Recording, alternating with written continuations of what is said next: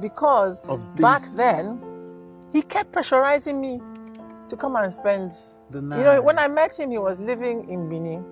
It was easy then. He would come weekends, he'd be in my house because he didn't have his own house. Yeah. Then eventually moved to Lagos because of me, but moved in with some people that had a family. So it was still not convenient for me. How can I be going to sleep with somebody else's wife? You know, so weekends again, he would stay there during the week, then come to me weekend, no problem. Then the one that can't start when you can't get to your own place. Yes, yes. But the place was very far. It was in Abule Egba. It is far. And I was working then. I think I was at Minaj Broadcast. Yes. Then I was working every day, and I was working AM. I was doing the morning 6 to 12, the breakfast show. Yes. You know, then Sunday night church. It was just inconvenient to get to house 3 hours to, you know. I for some reason I just could not go. Then one day just tell me, say, you know, blame me now. It's because I'm a princess. You should have known. It's because his house is too humble for me. And then it was the June 12th that I have work or one thing. So I just said, you know what? I go come. And unfortunately, that was the day I went. Armed robbers came into the house and I got raped. So that's the only snobbish thing in my body. That don't tell me to come and sleep in your house. Yes. Unless you know, say you get the kind of money where you secure me. You know, I get even in hotels. If I'm a very light sleeper. Right. You know, so any small thing I don't jump. So it alters your life in some way. It did, but I think in a way, it doesn't matter if it altered my life negatively, because I think it's altered a lot of women's lives positively. Right. Because I've never been ashamed to say I was raped. And that is one of the things in my life. No woman, where's your camera direct? Is this it? Yes. Look my eye where. If you've been raped, man or woman, because men get raped every day in this country. I'm going to come to that topic. If you've been raped, it is not your fault. And you should never be ashamed to talk about it, because the more you talk about it, the more the law is going to take note of it, and the more sanctions are going to be put down about people getting raped. Because people getting doing the crime get away with it. In some places, an initiation rights. In, you know, some universities, if you don't rape a girl, you're not part of the cool gang. And then the girl is the one that is ashamed. Do you imagine the chick of it? Yes. You defiled me, but I'm the one that is. When I got to the hospital, the nurse had the temerity to say, so madam, when the man rape you, what thing you been there wear? A female telling another female that kind of nonsense. I looked at her and said, what does that have to do with anything? Even if I was naked, was I not in my boyfriend's house? In my neighborhood, I've told him about the rape before, but one of my uncles, and I couldn't tell my mom. And it was just so bad for me. You know when someone bullies you to the extent that you can't talk? And it was so bad. And I opened up to one of my aunties. She's late now, Auntie Bola. And she took me to Ibadan. They tried to get rid of the pregnancy. Pregnancy was about 5 months already, because I didn't tell anyone. And it was so hard for me. It was like a baby already, and it was coming out of me. So I got so sick. My mom was calling me, come back from the holiday. Why you stay at your grandma's house? I didn't know what to say. And I went to get my admission, and I fainted, you know, on the premises. And my mom was in Hong Kong at that time, and they took me to an hospital. And my mom came back, and the doctor opened up to her and said, your daughter was pregnant, and we took it out, blah, blah, blah. She couldn't, take it. It was so hard because I was so young. Yeah. And I didn't tell her all these things that happened. And because the person was so close to my family, which is why I'm so strict to my kids. I don't trust anyone. Even your brothers, your sisters, anybody can betray you. Even people in your family can betray you. You know, I felt I lost my innocence. To someone that was in the same house with us. You travel so much to feed your kids. My mom was always working. I hated my mom so much for it, because she wasn't there. I was young. I didn't understand Until now that I have to do these same responsibilities for my kids, I understand why she was leaving us so much to go travel Hong Kong, China. It traumatized me, you know.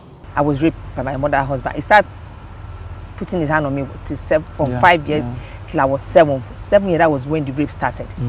And we don't have a voice. So our parents in diaspora are shying away from the truth. So what are you celebrities doing about this? You need to give your voice, not just say no to rape. Do something about it. That was when an American professor discovered me. I said, I need to write a book. So I refused. So it was like a big trauma for me writing this book, because friend dumped me, nobody want to be with me. Some friend mother would say, don't go out with her, don't be her friend. She's a cursed child. She seduced her mother husband. I'm a taboo. I will bring bad luck to them. So it cost me a lot. It cost me my health. I became hypertensive. It cost me relationship. It cost me education. It cost me everything. It cost me bully. It was bad. All I just wanted to do was just to commit suicide, which I tried so many times. At the end of the day, you talked about that in the book. So this story began from your stepfather, who you didn't know was your stepfather. I still answer his name to date. You still answer his name to date? Yes, I didn't know he wasn't my dad. I thought he was my biological dad. And he started, raping you, from age 7. Rape started at age 7, but he was actually using his finger for me for 2 years, because I remember vividly when he said to me, you're not a small girl, you're going to be 5. What? Yes, you're going to be 5 in a few months, and you tell your mother, I will kill you and I'll kill your mother. Yes, I saw that in the book. I know a child mind is very easy to manipulate. So and my mother was the cause of all these problems. Because sometimes when I try to tell her, I saw that. She would just push me. She would. This mark that I had is not the rape anymore that's affecting me. Because I'm happy, because I'm helping a lot of girl child. It is not the rape anymore. I just feel, I look at what my stepfather did to me as my destiny. Maybe probably God want me to just have the courage to help other young girls.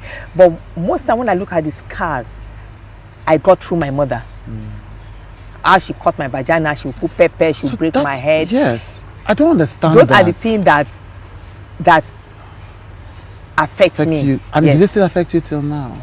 Those marks, when I see them in yes, because she also mentioned it that when you see the mark, she said to me, you will remember this day. He said, the day you get married, and your children ask you, who did this to me?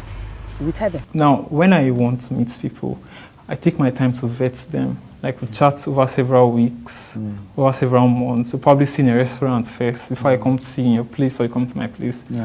But because I was going through heartbreak and I wanted a fast remedy, I went to that room. There was no vetting. Just started up a random person that stayed close to my place.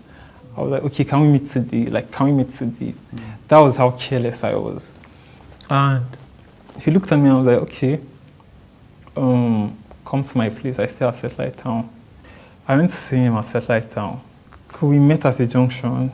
He said, the place he stays is sort of a bit farther down, that we should go there.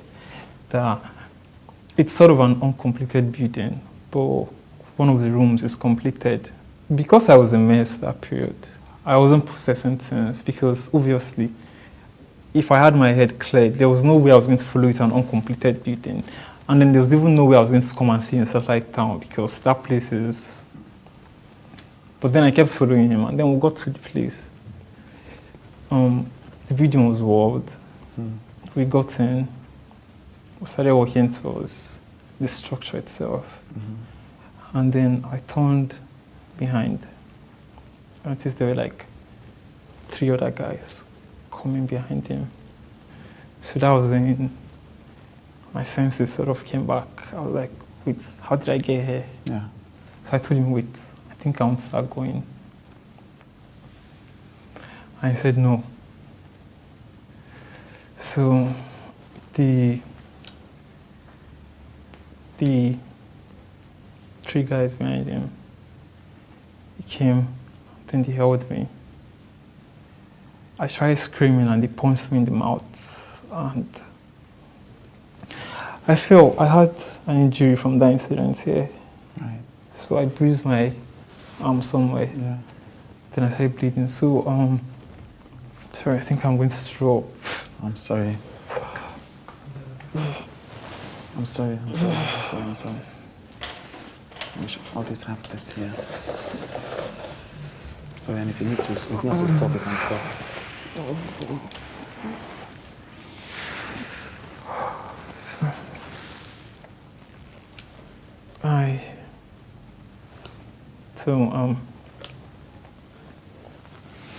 They asked me how much I had, and so I had some money. They took the money, they took my shoes, and some shit happened inside. Even my own experience as a survivor of sexual violence also framed my reality, because I was raped, but I was told to be quiet. I was told, you know, it's okay for things like this to happen, just be quiet about it.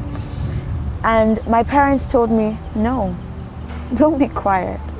You have never been quiet about things, so why now? So they reminded me of who I was, and I kind of lost who I was at some point because I wanted to succumb to what society expected, to be quiet. So everything, reality, my experience, what I had seen, it all makes me crazy. Right. Yeah. You talked about being a survivor of sexual abuse. Can you tell us about that?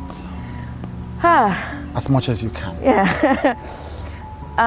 So I was doing service, and you know, the Nigerian National Youth Service. Yeah, gap year. National Youth Service Corps. Yeah. So I was posted to a village close by to where I was serving, and there was someone who was vying for position in that community, and all he wanted me to do, he wanted me to register underage children to be eligible to vote, because they had a lot of children there and less adults.